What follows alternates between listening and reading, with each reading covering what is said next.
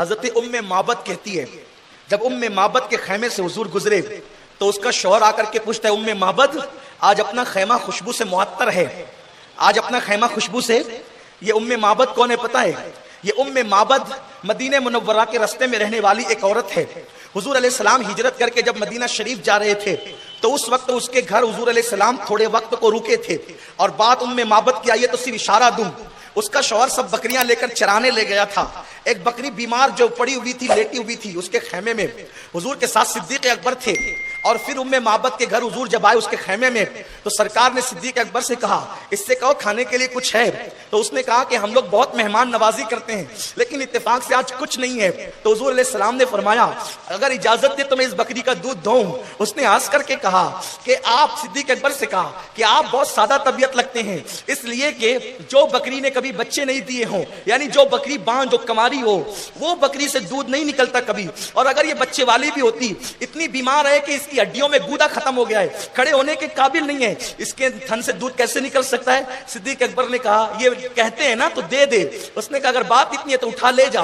اب معبد کی بکری اٹھا کر کے صدیق لائے. حضور نے معبد کے سامنے اس پہ ہاتھ پھیرا، وہ بکری اٹھ کر کھڑی ہو گئی. معبد نے منظر دیکھا، حضور علیہ السلام نے اس کماری بانجھ بکری کے تھن پہ ہاتھ لگایا، اس کے تھن دودھ سے بھر گئے. حضور نے اپنے ہاتھوں سے پانی سے اس کو دھلا اور دھونا شروع کیا. کہا ایک برتن بھرا، دوسرا لا، تیسرا لا، چوتھا لا، پانچواں لا، چھٹا لا.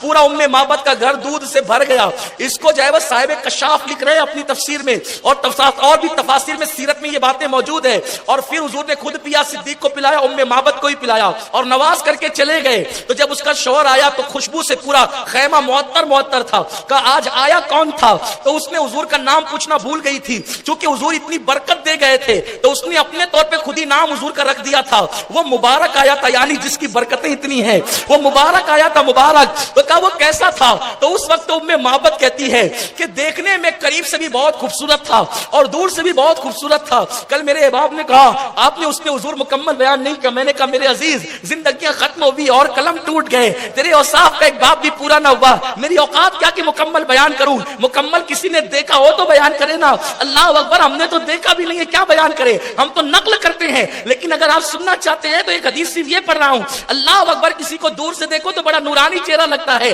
قریب آ کر کے دیکھو تو تھوڑا سا گڈھا بھی ہوتا ہے، پھر کچھ مہاسے بھی ہوتے ہیں، کوئی کچھ پھنسیاں بھی ہوتی ہے، اور پھر کبھی جو ہے وہ 18 سال کی عمر کی پھنسیوں کے کچھ نشانات بھی ہوتے ہیں. لیکن وہ کہتی ہے معبد دور سے دیکھو بڑا خوبصورت تھا، قریب آؤ تو حسن اور بڑھتا ہی چلا جاتا تھا. اور اب جو کہنا چاہتا ہوں عنوان کے تحت یہ، اس نے کہا معبد نے جب وہ باتیں کرتا تھا تو ایسی من موہنے انداز میں اور دل ربانہ کیفیت میں کرتا تھا کہ جب وہ بات کرتا تھا تو ایسا نہیں لگتا تھا کہ الفاظ نکل رہے ہیں. بات کرتا تھا تو ایسا لگتا تھا جیسے موتیاں اس کے منہ سے جھڑ رہی ہے، اس طریقے سے وہ گفتگو کرتا تھا.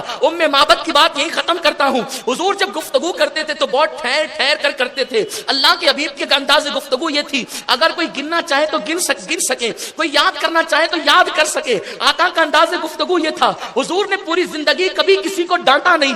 حضور علیہ السلام نے کبھی پوری زندگی کسی کو ڈانٹا نہیں. اللہ اکبر. ام المومنین اما عائشہ کہتی ہیں نہ کبھی غلاموں کو ڈانٹا نہ کبھی ازواج کو ڈانٹا، بلکہ ایک مرتبہ ایسا ہوا، اللہ اکبر، ایک بچے کو، چھوٹے سے بچے کو اس کی ماں نے کہا بیٹا لے جا انگور، رسول اللہ کو دیا. بچوں کی عادت ہوتی ہے اور وہ پھر رستے سے جاتے ہیں تو کبھی کبھی ایک آدھ کھا لیتے ہیں. بچے نے ایک کھایا، انگور کی مٹھاس یوں لگی کہ دوسرا بھی، پھر تیسرا بھی، پھر چوتھا بھی.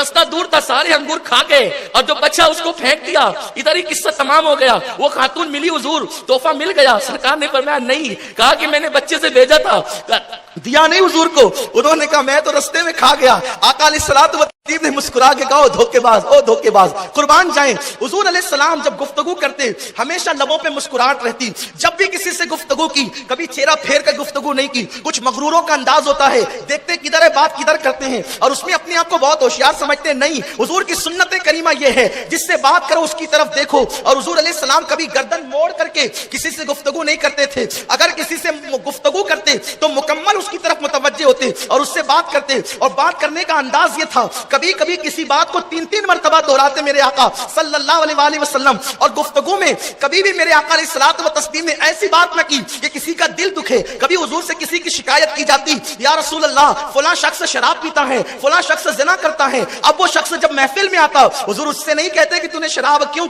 پی، تو نے یہ غلطی کیوں کی، بلکہ اب انداز یہ ہوتا چونکہ وہ مجرم آیا ہے، چور حاکم سے چھپا کرتے ہیں۔ میرے امام کہتے ہیں چور حاکم سے چھپا کرتے ہیں یا اس کے خلاف تیرے دامن میں چھپے چور انوکھا تیرا۔ حضور علیہ السلام کے بارگاہ میں جب مجرم آتا تب دوسری طرف کسی کو مخاطب ہو کر کہتے اس قوم کا کیا حال ہوگا جس قوم میں ایسے گناہ کرنے والے لوگ موجود ہیں۔ بندہ سمجھ جاتا کہ کس کے لیے بات کہی جا رہی ہے اور وہ اپنی اصلاح کر لیتے۔ میرے آقا علیہ الصلوۃ والتسلیم جب گفتگو کرتے تو گفتگو کرنے میں کچھ انداز ہوتا۔ اب ذرا اس پہ توجہ کریں، کبھی کبھی گفتگو کرتے کرتے آپ بھی کبھی ایسا کرتے ہیں، لیکن سنت سمجھ کے کریں گے تو 100 شہیدوں کا ثواب ملے گا۔ کبھی کبھی حضور کیا کرتے تھے، اپنے ہونٹوں کو دانتوں تلے دبا لیتے اور مسکراتے ہوئے گردن ہلاتے تھے۔ وہ لوگ ہم یہ کرتے ہیں نا کبھی کبھی، لیکن اب آپ نے ابھی تک سنت سمجھ کے نہیں کیا۔ یوں دانت کو، اللہ اکبر، ہمارے دانت کی حیثیت کیا ہے، وہ دندان مبارک ام المومنین عائشہ صدیقہ کہتی ہے حضور جب مسکراتے تو دانتوں سے نور کی شعاعیں نکلتی تھی۔ کاش کے لوگ حضور کی قدر کرتے، حضور کی عظمت بیان کرتے۔ اللہ کتنا ظلم کیا لوگوں نے اپنے نبی پر، کلمہ پڑھ کے بھی نبی پہ ظلم ہوا۔ کیسے وہ دندان شریف تھے۔ ام المومنین کہتی ہے کہ نور کی شعاعیں نکلتی، خود بیان کیا ہے۔ ایک مرتبہ میں کپڑے سی رہی تھی، چراغ بجھ گیا، سوئی ہاتھ سے گری اور گم ہو گئی۔ میں تلاش کرنے لگی، ایسے میں آمینہ کا لال آیا، دروازے پہ کھڑے ہو کے مسکرایا۔ جب وہ دندان سے روشنی پھوٹی تو میں نے اپنی گم شدہ سوئی کو اٹھا لیا۔ حدیث کے یہ الفاظ بہت بامعنی ہے کہ میں نے اٹھا لیا، یہ نہیں کہا کہ میں نے ڈھونڈ لیا، کہا اٹھا لیا۔ آپ جب لائٹ چلاتے ہیں تو بھی سوئی ڈھونڈنا پڑتی ہے، اتنا اجالا ہوتا ہے، لیکن اتنی روشنی ہو جائے کہ فوراً نظر پڑ جائے اور اٹھا لے، اتنی روشنی نکلی کہ اٹھا لیا۔ امام کہتے ہیں سوزنے گم شدہ ملتی ہے تبسم سے تیرے، سوزنے گم شدہ ملتی ہے تبسم سے تیرے، شام کو صبح بناتا ہے اجالا تیرا، شام کو صبح بناتا ہے اجالا تیرا۔ تو دندان مبارک ہونٹوں کو یوں دباتے اور مسکرا کر کے گردن ہلاتے، اور کبھی کبھی جب تعجب کرتے تو بات کرتے کرتے یوں ہتھیلی پلٹ دیتے۔ آپ بھی کرتے ہیں، یہ کیسے ہو گیا، آپ بھی کرتے ہیں کیسے ہو گیا، لیکن سنت سمجھ کر نہیں کرتے تھے نا، سنت سمجھ کر نہیں کرتے تھے اس لیے۔ لیکن اگر آج کے بعد تعجب کی حالت میں کہیں کیسے ہو گیا تو قربان جائے، تعجب پر کی کیفیت میں کہتے ہیں کیسے ہو گیا۔ پھر کبھی کبھی کوئی بات کرتے کرتے کبھی ہاتھ زمین پر بھی مارتے۔ کیا معصوم ادائیں ہیں، بات کرنے کی ادا کیا ہے۔ کبھی کبھی بات کرتے کرتے زمین پہ ہاتھ بھی مارتے، اور کبھی کبھی بات کرتے کرتے اپنے رانوں پر بھی ہاتھ مارتے۔ حضور سید کونین، یہ معصوم ادائیں ہیں۔ اور پھر اللہ اکبر، بات کرتے کرتے کبھی ٹیک لگا کر بات کر رہے ہوتے، لیکن جب کسی بات کی طرف توجہ زیادہ دلانی ہوتی، صحابہ تو ہر بات توجہ سے سنتے تھے، زیادہ توجہ دلانی ہوتی پھر ٹیک چھوڑ کر کے بیٹھ جاتے۔ جب حضور علیہ السلام ٹیک چھوڑ کر بیٹھ جاتے، صحابہ سمجھتے اب جو قیمتی ہو رہی تھی نا، اب قیمتی میں قیمتی ہوگی۔ پھر وہ بالکل الرٹ ہو جاتے۔ جیسے مثال کے طور پہ ایک حدیث، اللہ کے رسول صلی اللہ علیہ وسلم حدیث بیان فرما رہے ہیں کہ چند کبیرہ گناہ ہے جس کا کرنے والا جہنم میں جائے گا۔ پھر فرمایا جو زنا کرے گا یہ کبیرہ گناہ جہنم میں جائے گا، جو شراب پیے گا کبیرہ گناہ جہنم میں جائے گا، ماں باپ کی نافرمانی کرے گا کبیرہ گناہ جہنم میں جائے گا۔ اس طرح گناتے گناتے پھر اللہ کے حبیب ٹیک لگا کے بیٹھے تھے، ٹیک چھوڑ دیا۔ ٹیک چھوڑنے کے بعد فرمایا آئے قریب نے جھوٹ کبیرہ گناہ ہے، جھوٹ کبیرہ گناہ ہے، جھوٹ بولنے والا جنت میں داخل نہیں ہوگا ٹیک چھوڑ کے۔ اس طریقے کی بہت ساری روایت ہے۔ اور ایک خاص بات توجہ فرمائیں، حضور علیہ السلام جب گفتگو کرتے تو گفتگو میں اکثر ایسے الفاظ کا تعین کرتے، انتخاب کرتے کہ الفاظ مختصر ہو اور اس کے معنی بہت زیادہ، الفاظ مختصر اور معنی بہت زیادہ ہو۔ یہ مثال کے طور پر اللہ کے حبیب صلی اللہ علیہ وسلم کا فرمان ہے مومن مومن کا آئینہ ہے۔